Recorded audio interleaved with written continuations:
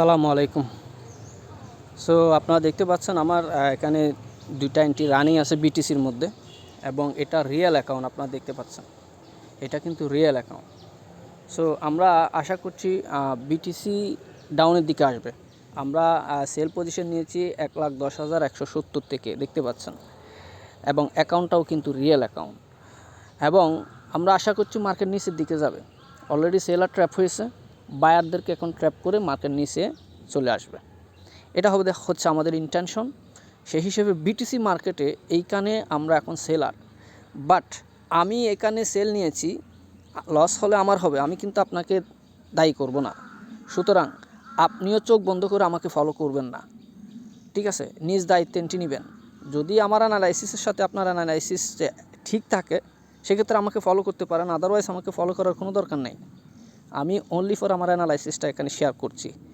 যেহেতু শুধু শেয়ার না, আমি নিজে লাইভ অ্যাকাউন্ট থেকে ট্রেড নিয়ে তারপর কিন্তু ভিডিও করতেছি। আমি এটা সব সময় করি।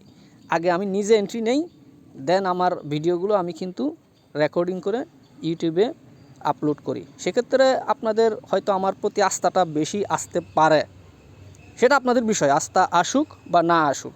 কিন্তু আমার কাছে মনে হয় আমি এন্ট্রি না নিয়ে আপনাদেরকে একটা ভিডিও করলাম, হ্যাঁ, তাহলে হয়তো মনের মধ্যে এটাও থাকতে পারে সে তো ভিডিও করছে, কোনো এন্ট্রি নেয় নাই, লস হলে আমাদের হবে, তার তো কোনো সমস্যা হচ্ছে না।